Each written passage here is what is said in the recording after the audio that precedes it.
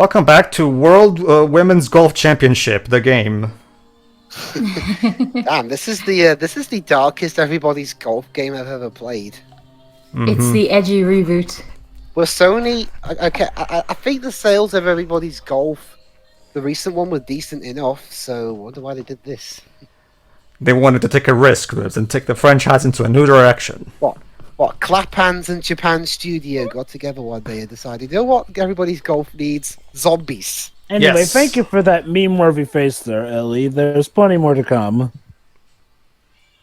Hey, I Tommy. feel really bad for the. So yeah, okay. Might as well ask a question that most people also asked here. Why the hell did Abby and her groupies leave these two alive exactly? You know, like It makes no sense. you'd think Because they were. because they want people to know of their horrible deeds and they'll be scared and shit. No, it's not even just that. It's like I'm sure Joel's brother and apparently girl who loved him because she was begging for his life are totally not going to seek revenge or anything like that. Let's just leave them alive and leave loose ends. I know the reason why. It's because the devs want us to see, but don't you see, they only wanted to kill Joel, but not the people connected to him. Like, they're not monsters or savages. I mean, we do know Well, the why reason not- why. That's the thing. why not but just it doesn't lure make his- sense. Why not just lure his brother out the house, then beat him to death, and then claim that suddenly a zombie attacked them and they couldn't save him or something? It just comes. Bitch, you literally just brought up a better plot point than the one we witnessed last part. It just comes across as the writers again. They have to make the characters make bad decisions just so they can force the stupid storyline they want. Wait, hold on. So Tommy's pointing out how going blindly off in vengeance would leave Jackson vulnerable. I want you to remember Tommy actually speaking some bout of sense here, and remember that for later parts of the game. Joel would be halfway to Seattle already. That is true. Knowing Joel, yeah, he would. Fucking would be. Hell, we don't even know for certain that they're from Seattle. Well, here's the thing. Joel was very pragmatic, but It he could be wasn't Washington, D.C. for all I know. He's pragmatic, Jova, but when someone he loves is in jeopardy, or when someone personally attacks him in terms of that, he will let his emotions take over, as we saw in the first game. However, one thing to remember, he wasn't particularly vengeful, though. Like, one thing we have to remember, he had all those years to hunt down the sicko who shot his daughter dead, but he didn't, because he knew that trying to pursue that revenge would have been pointless. Now, if it were per se the person Well, actually, he Jova, loved in... the guy that shot Sarah was killed by Tommy right after, so... Yeah, but again, Joel never really came off as the vengeful sort. He was more like just the pragmatic sort. Like, again, now, if the person he loves, is still alive, I could see him pursuing that person. And granted, maybe because he's known Ellie for so long, he might have done it. But Joel only seems to be a guy who's in it right there for the very moment of it all. Like, if someone he loved was, killed, he probably would have grieved, but I wouldn't see him, endangering everyone he loves around him. Like, to be fair, and God, it's so weird that I have to be the one defending, well, not so much defending, but analyzing his actions, but to be fair, at the end of Last of Us 1, he was put in a pretty tough position. Like, as far as the Fireflies were concerned, he could either agree or they just kill him. I would like to also Was, say...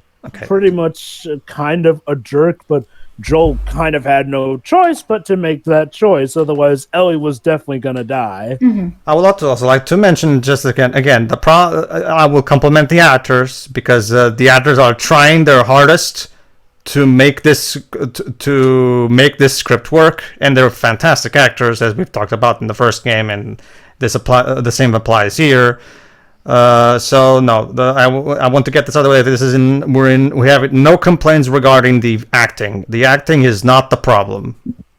Allow me to clarify something, though, audience. Just because I think Joel wouldn't necessarily be vengeful does not mean that I think that he wouldn't have killed certain people. And I want you to remember that, especially for the ending of this game. Mm-hmm. So yeah, to recap, basically Maria doesn't let either Tommy or Ellie to go in and take people and go in and chase Abby because they would be leaving Jackson vulnerable.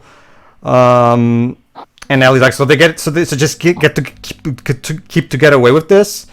Well, nobody wants that, but we have to think of the greater good of Jackson. Again, even Tommy, for this part at least, agrees with the logical sense. The problem is, Jova, by the end of this game, even character assassination, essentially. I'll bring There's it a up. lot of assassinations in this game. Isn't there? Let's just say Tommy's right now one of the sensible ones. Don't expect that to last for the entirety of this game. You see, Shiroy, not all assassinations are left with a body. Some are just left with broken hope and will. Figuratively, yes. Figurative murder, yeah. All right, and guess what? Dina is gonna go with Ellie on her revenge quest.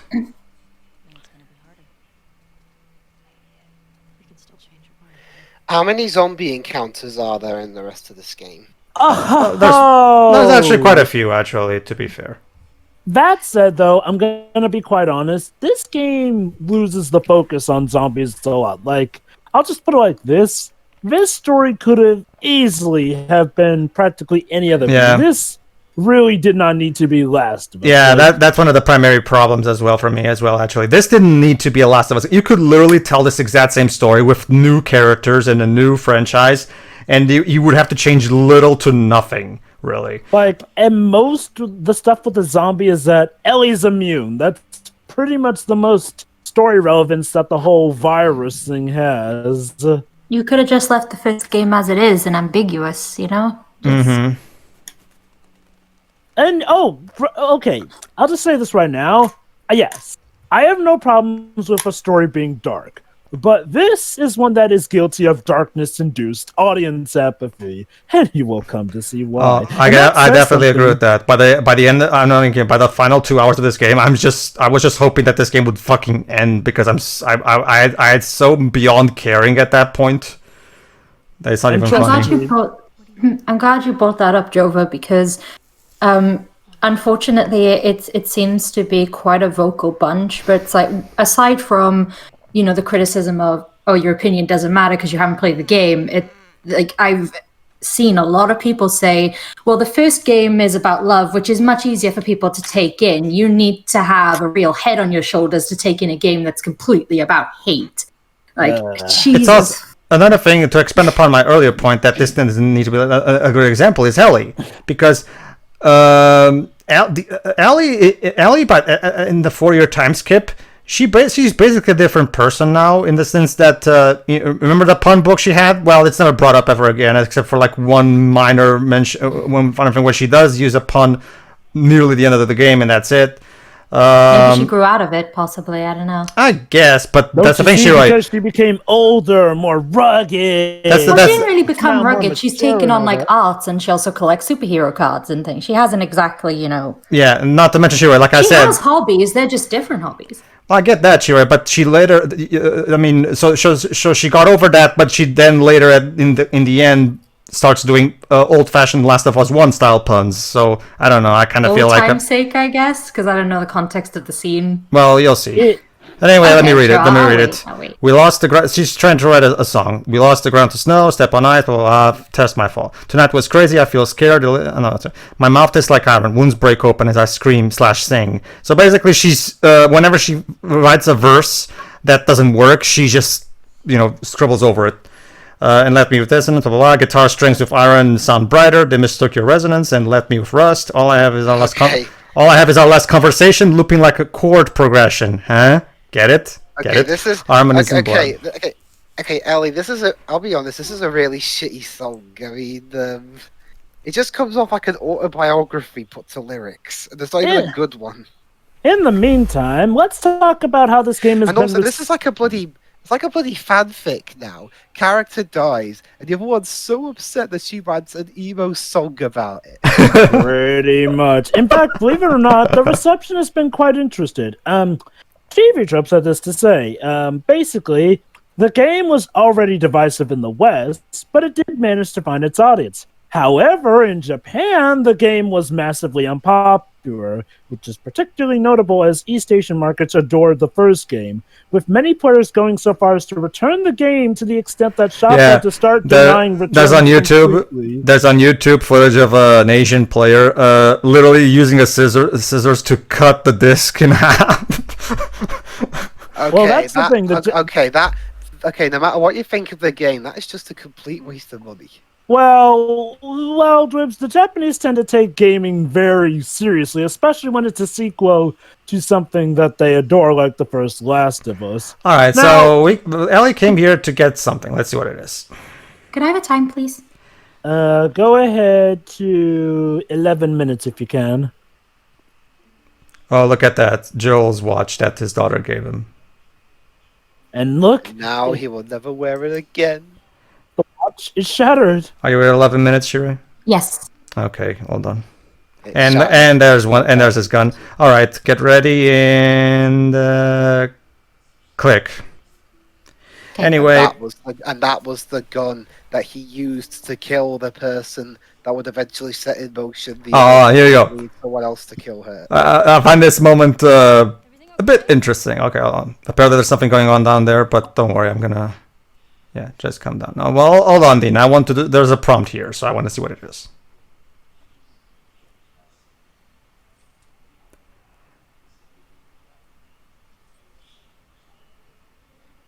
Of course, Nostalgia. those iconic jackets. Why did you sniff it? That's weird. I understand hugging it, but you sniffed it. That's weird. Like that's Ellie. usually a trope reserved for, you know, couples in fiction, like long distance couples or Ellie, a couple who's I just would died. say Not your father figure. Oh, Ellie, I God. would say go to a mental hospital, but they're probably all gone now. So Yeah, on that note, yeah, like I said, you see what I mean? There's a lot more weirder, darker tropes here, which, okay, I'll just put it like this. There are games like Undertale, Spec Ops The Line, Nier, and Metal Gear Solid that earn your tears. This game feels like that asshole who just chops up onions to force tears out of you. Is that one person who ambitious? keeps leaving the onions in SpongeBob? Hold on.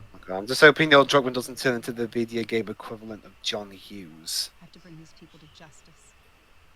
Ellie's gonna try to come after me, but stop her.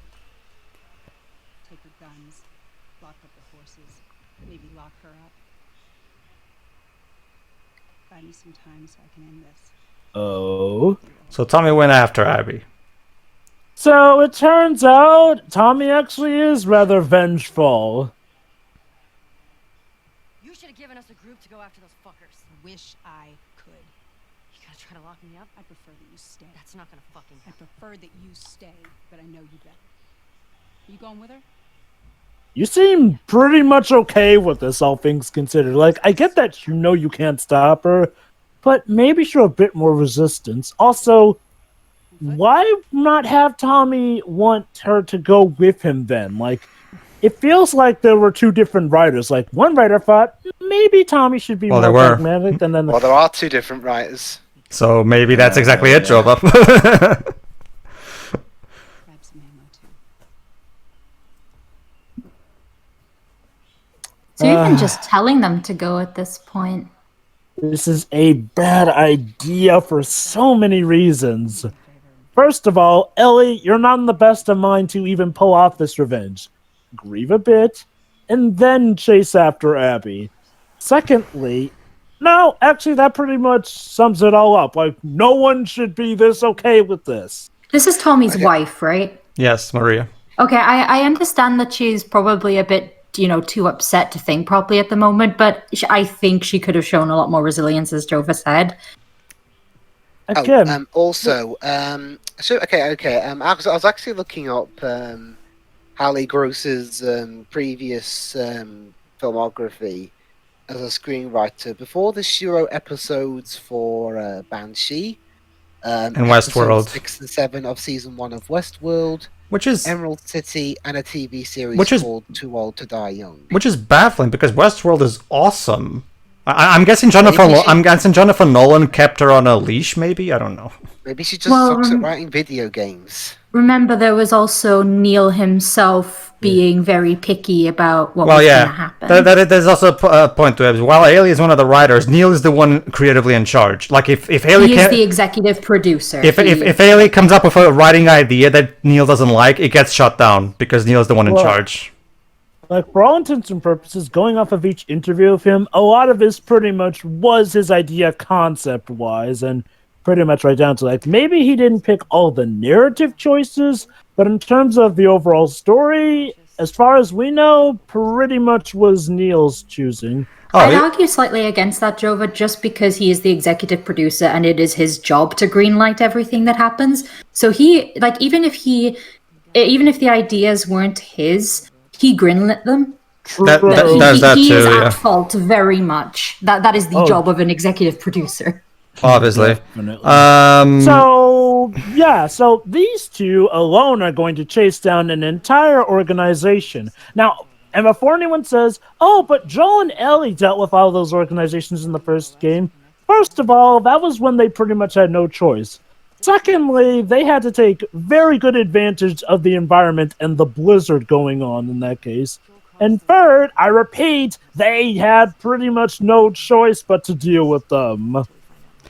This is like willingly going into the lion's den with a bunch of steak wrapped around your waist. There was also we just missed the fact that Dina told us that the first time she killed someone was at age 10. So there you go. There's a bit of information about Dina. Okay, now we're getting okay. Another checklist off the fanfic. Improbable killings. It's okay. It's one of those things where they only give her these brief things of, oh, okay, I killed a person at 10. Okay, that's nice, I guess, but it doesn't really tell me anything about you. Like, it's just And these... the thing is, that the kind of world that, because she's roughly the same age as Ellie, so yeah, she probably would have killed people, absolutely. The thing is, that should have affected, the way she goes through the world, and how she acts to various things as a person, and we just don't see that so far anyway. Not really. Remember when Ellie first killed a person in the first game, and she had to, she basically had to sit down so she could and she even said, I think I'm going to throw up. Wasn't she very reluctant also? No, remember, it was to save Joel. I don't quite remember.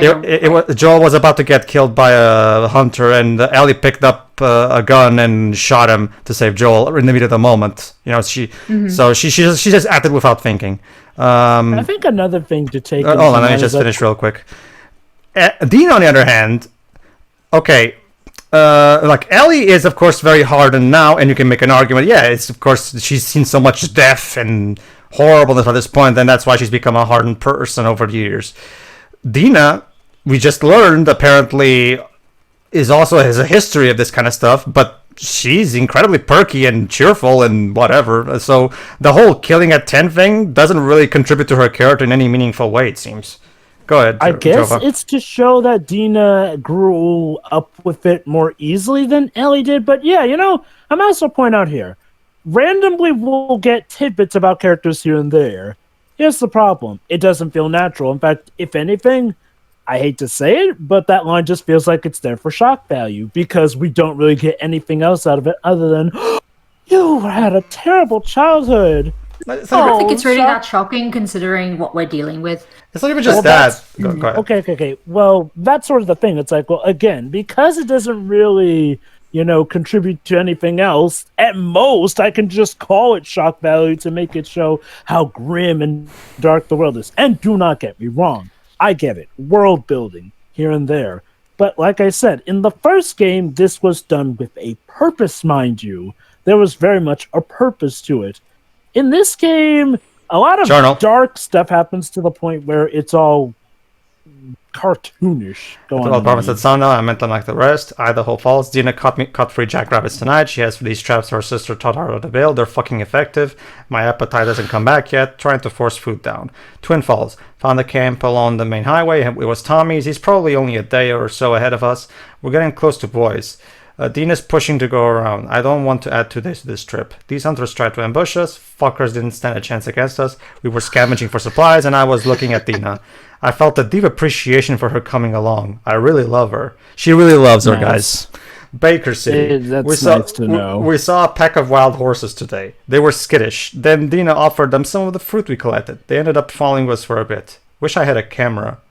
I've never seen her smile so wide. For like half a day I wasn't thinking about the WLF or Joel. Feeling guilty about that now. Wait, Why about what? wasn't Okay, this in a flashback? Like, that sounds adorable. Okay, another problem I want to mention. Okay, I get it. It's an 18-rated game. It's a crapsack world. There's gonna be some swearing, but already I think it's starting to come off as more comical now. It's like David Cage wrote this game. That's pretty much sad. how. The last thing I want to be doing is comparing David Cage to a Naughty Dog game. They're using swearing like punctuation. That's pretty much. It pretty much Alright. goes. Oh, never mind. I'm struggling to sleep. Keep seeing him with his head. Dina seems to be sick. I think she caught a cold. I feel calmer with her lying next to me. I want to do something nice for her. Yakima. Found another camp along the highway. Can't be sure it was Tommy, but we haven't seen other people in 2 weeks, so fingers crossed. Go ahead, Jova. It's like I said, though, again, yes. Now, alone, the whole I killed someone at 10 thing doesn't seem too bad. But when you combine all the other pointless dark trivia or bits in this game, it pretty much all culminates to just be shocked. And like, dudes, we're already in an apocalypse with incredibly dangerous zombies. That alone should be enough. So the I've watched Starfire anime. kids. It's like plenty of preteens are murdering people. Like, seriously. So the Starfire kids have 60 brains and 60 brawn. Ooh, balanced. So they're from the Society of Champions. Their real names are Emiru and Sora Hoshi. So, when 14-year-old twins Emiru and Sora Hoshi found a meteorite in the woods outside Kyoto, touching it imbued them both with the power of astrokinesis, the ability to take starlight and turn it into energy. Taken into custody by the Society of Champions, Tesseractor mentored the kids on how to use their power safely and wisely through his overprotective nature and eventually drove them away, sadly. Now they live on the streets, trying to find meaning and purpose in their powers. So it's Meteor Man mixed with Cloak and Dagger, and they're heroes. Exactly. But yeah, like I said, all the dark elements in this game become so horrendous and so traumatic that it pretty much becomes Looney Tunes, just without the awareness of how humorous it's getting. That's all, folks. Pretty look much. at that. We found a tourist map. Oh, nice. This is actually going to come into play in the next part. Okay, so Jova, how accurate to the real Seattle does this map look? Okay, I guess there's no telling which part of the city they're in, and Seattle's a very big city, so I guess it looks accurate enough for whatever quadrant. Right, guys. Now that we've got the map, we can more effectively scour the palace and find the treasure. Oh no, wait, sorry, that's a better PS4 exclusive. It's interesting you said made by Sony. It was made by Atlas. It's interesting you say that because while it's not treasure, we are going to be looking for stuff. Okay, so to mention what was I showed earlier. So again, the crafting system of the first game also returns. Of course, you can always find any kind of materials like alcohol, cloth, explosives, anything that you can use to craft into weapons or medical kits. Or anything of the or to create a shift to tie to one of your melee weapons, that kind of stuff. So that is returned. There's also the upgrade system. You can find supplement pills. Interesting. In the original game, it was gears, but I guess they wanted to make something a bit more less video gamey. And the more supplements you have, the more upgrades you can unlock in your skill tree. And that's basically it. Nice. And by the way, Ellie's horse is named Shimmer. She's a My Little Pony fan. No, remember, Joe, but this is Last of Us, so he most likely would have some kind of bootleg My Little Pony name to escape the copyright.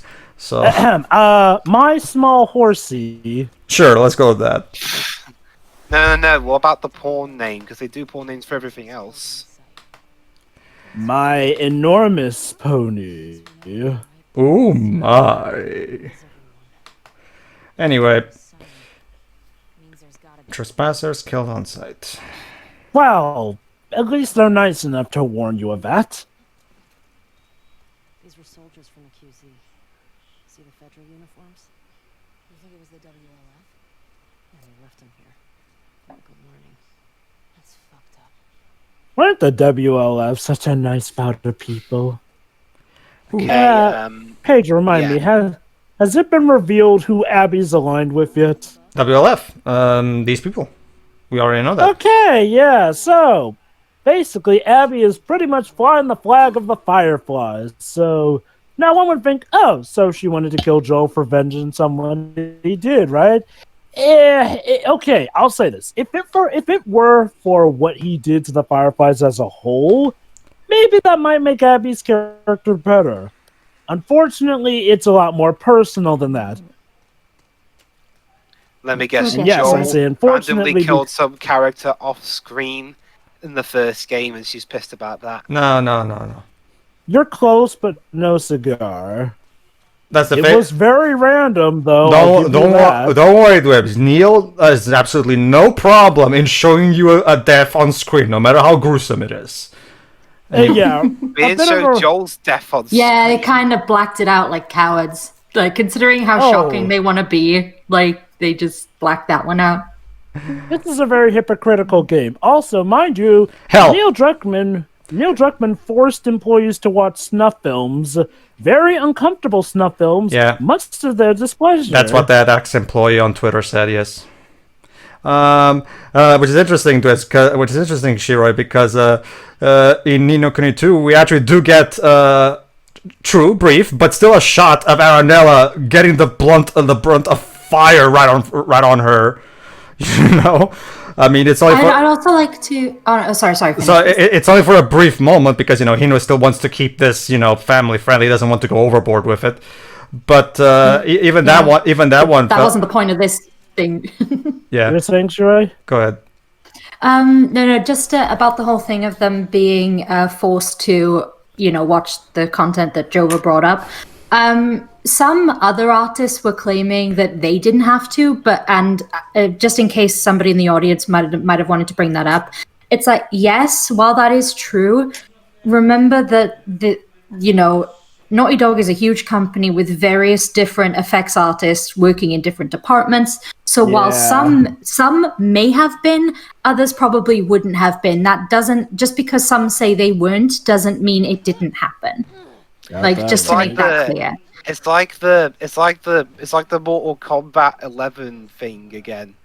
Yeah, that's been brought up in the wake of all this also, because the artists who were saying they didn't. Although in that case, I'm a bit confused because I mean everyone knows Mortal Kombat as a game about very brutal death. Mm-hmm. That's kind of the whole reason why it blew up back in the early 90s. Mm-hmm. Yeah, so you should. I thought people would have known they have to do stuff like It's that. It's like going to artists look at references, but they're not necessarily, wouldn't it be better to just ask? It was like, okay, are you good with watching this? And it's like, if you feel in any way traumatized by it afterwards, we can help you. That apparently didn't happen in either case. People were just made to watch it, which is sure. No, but that's not what this was bringing Hold on. up, though, Shirai.